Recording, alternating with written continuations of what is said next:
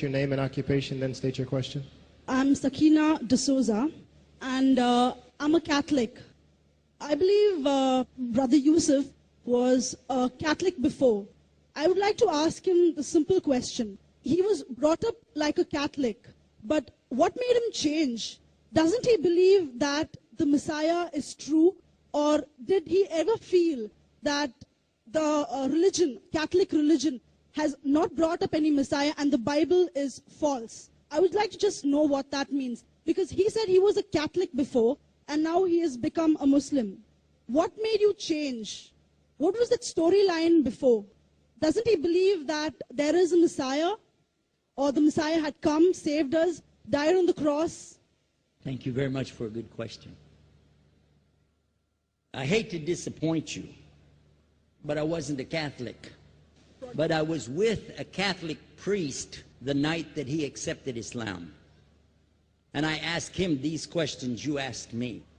Because after all, I was still a Christian, a preacher in Christianity, and I wanted to know why my best friend, a Catholic priest, had converted. That's a pretty weird thing. A Catholic priest is not like a regular preacher in the Protestant religion. A Catholic priest has given up everything. He's given up his life to be a Catholic priest. When he enters into this realm, he's basically given away everything. He can't have a wife, he can't have children, obviously no grandchildren. He has no home, he just lives in a rectory or wherever they give him a place to stay. And he's sent wherever they tell him to go, do whatever he's told to do, and that's it. And he cannot disobey the Pope, otherwise they can kick him out of the religion, and if they do, he's excommunicated and he goes to hell forever. So how would a person like this want to become one of those Muslim terrorists? That's what I wanted to know. He explained in a very few beautiful words something that I came to learn for myself. He said that he was sincerely in the Catholic religion because he believed in God, that he had studied, his degree was in theology, and a part of the teaching that they as priests have is to study Islam. Every priest is forced to study Islam. Now you may not know that, but you can ask your priest and he'll confirm it.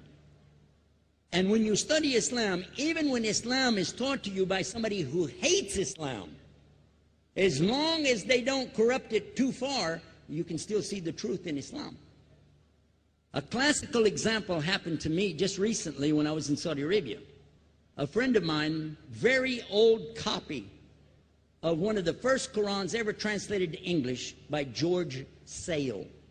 George Sale hated Islam, he hated the Muslims, but when he translated the Quran to English, he was true to the text of the words. Although maybe not getting all the meaning, he certainly was true to the text of the words. I was shocked when I read it. Have you seen it? You know what I'm talking about? Amazing. And listen to this. George Bernard Shaw, for instance, is one of many, a long list of people who read this and realized the truth of Islam. When people see the truth of Islam, it can change them if they want to be guided. If they want the truth, it can change them. You might think, I'm a Catholic, I'll never be anything but a Catholic. But I'm going to ask you a question, and I want you to be honest. This is not for you to, start a debate, but just be honest. Was Jesus a Catholic?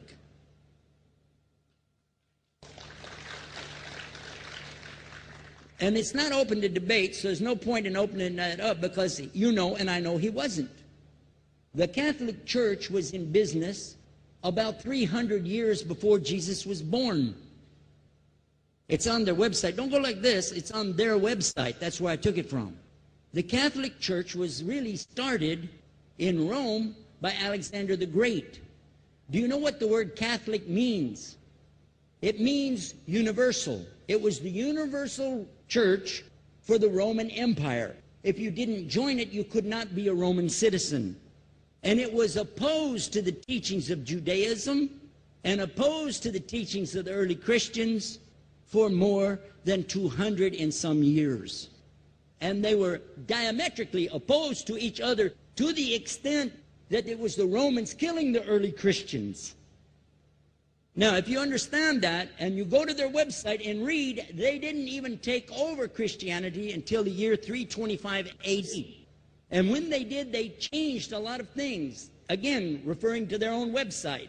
But if you want to check it in Britannica or Americana or grow your encyclopedias, go ahead and read about the Catholic Church. When, in August of 325 AD, at the Nicaea Council, they took over, first thing they said was, let's change the date of the birth of Jesus to be the same date as that of Mithras, which was the god, one of the gods worshipped there, and also the sun god's birthday was the same day, December the 25th, believing it to be the shortest day of the year. And Constantine was a sun worshiper of Sol Invictus. Go to the website, read it for yourself. There are a lot of points, but not the least of which, even today, if you go in any Catholic church, and I have, you'll see so many portraits and statues and idols and images throughout the whole place, that for the one who's never experienced that, for a Muslim who knows about these images, he'll be like, whoa, a'udhu billah. Whoa, what's this? The first time I walked in a Catholic church, I was about 10 years old. I was shocked. I was shocked at the idols and statues everywhere, because in the Protestant religion, we were brought up to believe that the second commandment was just as important as the first commandment. The first commandment in the Bible, in Exodus, is the same as the first commandment in the book of Deuteronomy. It says, I am the Lord your God that brought you out of the land of Egypt in the house of bondage. You know no other God beside me. Beside me there's no other gods. Thou shalt not have any other gods beside me. How many in this room agree with that commandment? Raise your hand. You notice the Muslims are raising their hand, because it means اشهد لا إله إلا الله. That's the first commandment for us as well. The second commandment you have clearly says, thou shalt not make any idol, any graven image of anything that creeps upon the earth, swims in the sea beneath, or flies in the air above. And I was sitting in a church one time, sitting there in the morning service, watching, the preacher talk, and, they go on and on and on, and sometimes you lose your train of thought. I was looking. Whoa! On the front of the podium, there was a fish. A fish. For the symbol, make you fishers of men. It had a fish. I said, whoa. Then I looked up above his head at the big stained glass window, and it had a dove, and he had the olive branch in his mouth. The dove is flying, the bird, I said, whoa. And then I look over here, and there's a cross with a man hanging on it. And I said, wow, they didn't miss a single one. They got them all. Something walking on the earth, something swimming in the sea beneath, something flying in the air above. So look at these two things. Clearly, the first two of the 10 commandments, bang, bang, boom. Because if you said God is more than one, where did you get it from? When Jesus is talking to his own companions and they ask him, what's the greatest commandment? Mark 12:29. Clear. The greatest commandment is to know, O Israel, the Lord your God is one God. And you have to love him with all your heart and all your mind and all your strength. And this is no different from what Prophet Muhammad ﷺ was saying, the same thing to his people. Same thing I mentioned in the lecture. This is certainly for us the same. So what you see is Muslims practicing the commandments, and you see people claiming the commandments but practicing something else. And I have seen more converts from the Catholic Church than any other of the many sects of Christianity, and especially from the nuns, priests, and even an archbishop. And all of them are better than me.